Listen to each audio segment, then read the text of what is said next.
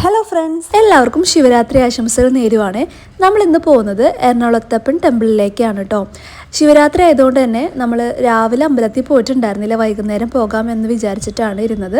So അതെ, നമ്മൾ നേരെ വൈകുന്നേരം ആയപ്പോൾ അമ്പലത്തിലേക്ക് പോയിട്ടുണ്ട്. നല്ല തിരക്കായിരുന്നു. നമുക്ക് കാർ പാർക്കിങ്ങിനായാലും അതുപോലെ തന്നെ അമ്പലത്തിൻ്റെ അകത്തേക്ക് കടക്കാനായാലും ഒരുപാട് ബുദ്ധിമുട്ടി. കാരണം ശിവരാത്രി ആകുമ്പോൾ ഞാൻ പറയണ്ടല്ലോ, അത്രയും ജനങ്ങളുണ്ടായിരുന്നു. പ്രത്യേകിച്ച് ശിവൻ്റെ ടെമ്പിളാകുമ്പോൾ കുറച്ചും കൂടെ ജനങ്ങളുടെ തിരക്കുണ്ടാവുമല്ലോ. അങ്ങനെ ഒരു വിധത്തിൽ നമ്മൾ കാറൊക്കെ പാർക്ക് ചെയ്തിട്ട് അമ്പലത്തിൻ്റെ ഉള്ളിലോട്ട് കടന്നിട്ടുണ്ട് കേട്ടോ. നല്ല ലൈറ്റിങ്ങും നല്ല രസമുണ്ടായിരുന്നു അമ്പലം കാണാനായിട്ട്. ഞാൻ മുമ്പ് വർക്ക് ചെയ്ത പ്ലേസിലെ ഒരുപാട് കസ്റ്റമേഴ്സിനെ അവിടെ വെച്ച് കാണാനായിട്ട് സാധിച്ചു കേട്ടോ. പിന്നെ തിരക്കായതുകൊണ്ട് നമുക്ക് അങ്ങോട്ട് പോയിട്ട് സംസാരിക്കാനൊന്നും പറ്റിയില്ല.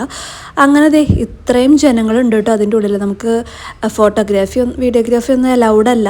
പക്ഷെ ഒരുപാട് പേര് അവിടെ എടുക്കുന്നത് കണ്ടപ്പോൾ ഞാൻ ജസ്റ്റ് ഒന്ന് ആ പുറത്തെ വ്യൂ മീൻസ് അത്രയും തിരക്ക് നിങ്ങളെ ഒന്ന് കാണിക്കാമെന്ന് ഞാൻ വിചാരിച്ചിട്ടാണ് വീഡിയോസ് എടുത്തത്. അങ്ങനെ നമ്മളൊരു എണ്ണ വഴിപാടായിട്ട് എടുത്തിട്ടുണ്ട് കേട്ടോ. നോർമലി നമ്മൾ അമ്പലത്തിൽ വഴിപാട് എഴുതിക്കുമ്പോൾ നമുക്ക് ബോട്ടിലായിട്ടാണ് കിട്ടാറ്. പക്ഷെ ഇപ്രാവശ്യം തിരക്ക് മൂലമാണോ എന്ന് അറിയില്ല, കുടത്തിലായിരുന്നു കേട്ടോ നമുക്ക് കിട്ടിയത്. അങ്ങനെ നമ്മൾ റെസീറ്റ് ഒക്കെ എഴുതിച്ചു. അപ്പോഴാണ് അവിടെ ശയന പ്രദേശനം അങ്ങനെ ഒരുപാട് വഴിപാടുകൾ ചെയ്യുന്ന ആൾക്കാരെ നമുക്ക് കാണാൻ പറ്റും. അതുപോലെ തന്നെ പ്രിയവാര്യരൊക്കെ അവിടെ നിൽക്കുന്നുണ്ടായിരുന്നു കേട്ടോ. അപ്പോൾ ചെറുതായിട്ട് ഞാൻ വീഡിയോസ് ഒക്കെ എടുത്തായിരുന്നു. അമ്പലത്തിന്റെ ഉള്ളിലേക്ക് കയറാൻ നല്ല ക്യൂ ആയിരുന്നു. ഈ ഒരു ശിവരാത്രിയുടെ ടൈമിൽ പല സ്ഥലങ്ങളിൽ നിന്നായിട്ട് ഒരുപാട് ജനങ്ങൾ വന്നിട്ടുണ്ടായിരുന്നു. തെലുങ്ക്, തമിഴ്, ഒരുപാട് ഭാഷകൾ സംസാരിക്കുന്ന ആൾക്കാരെ നമുക്ക് അവിടെ കാണാനായിട്ട് സാധിക്കും. അങ്ങനെ ഒരുപാട് നേരം വെയിറ്റ് ചെയ്ത് പ്രാർത്ഥിച്ചതിന് ശേഷം പുറത്ത് അന്നദാനത്തിനുള്ള റെസിപ്റ്റ് എഴുതുന്നുണ്ടായിരുന്നു. അപ്പോൾ അതിനും ഒരു സംഭാവനയൊക്കെ നമ്മൾ കൊടുക്കും. അങ്ങനെ പുറത്തുനിന്ന് പ്രസാദമൊക്കെ വാങ്ങിയതേ നമ്മൾ തിരിച്ചിറങ്ങാണ് കേട്ടോ അമ്പലത്തിൽ നിന്ന്. അങ്ങനെ നേരെ നമ്മൾ പോയത് വെണ്ണലയുള്ള മഹാദേവ ടെമ്പിളിലേക്കാണ് കേട്ടോ. വെണ്ണല തൈക്കാട്ട് മഹാദേവ ടെമ്പിൾ എന്നാണ് ഇതിനെ പറയുന്നത്.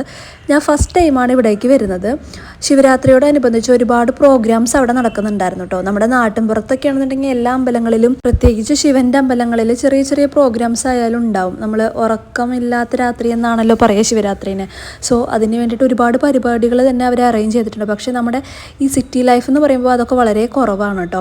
അങ്ങനത്തെ നമ്മൾ കുറച്ച് നേരം പ്രോഗ്രാംസ് ഒക്കെ കണ്ടതിന് ശേഷം അമ്പലത്തിൻ്റെ അങ്ങോട്ടേക്ക് പോവാണ് കേട്ടോ. അപ്പോൾ അവിടെ ശിവേലി പോലെ എന്തൊക്കെയോ നടക്കുന്നുണ്ടായിരുന്നു.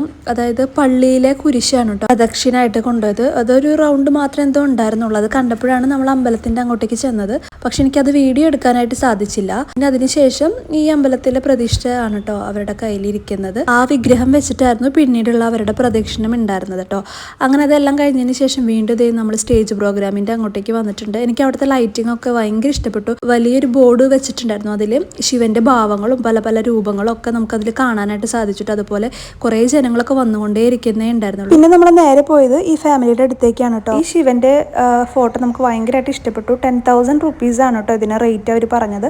ആ ലേഡി 1 month എടുത്ത് വരച്ചതാണ്. അപ്പോൾ നമ്മൾ അത്ര എമൗണ്ട് ആയതുകൊണ്ട് വാങ്ങിയില്ല. ആ ഒരു ഫ്രെയിം അല്ലാതെ വേറെ ചെറിയ ചെറിയ ഫ്രെയിംസ് ഒക്കെ നമുക്ക് ഇവിടെ കാണാനായിട്ട് സാധിക്കും കേട്ടോ. 350 ആണ് സ്റ്റാർട്ടിംഗ് പ്രൈസ് വരുന്നത്. അപ്പോൾ നമ്മൾ ആഗ്രഹിച്ചത് ആ ശിവന്റെ ഒരു ഫോട്ടോ ആയതുകൊണ്ട് നമുക്കത് വാങ്ങാനും പറ്റിയില്ല. അപ്പോൾ നമ്മൾ തിരിച്ചതേ വീട്ടിലേക്ക് പോവാണ്. അപ്പോൾ അത്രയേ ഉള്ളൂ.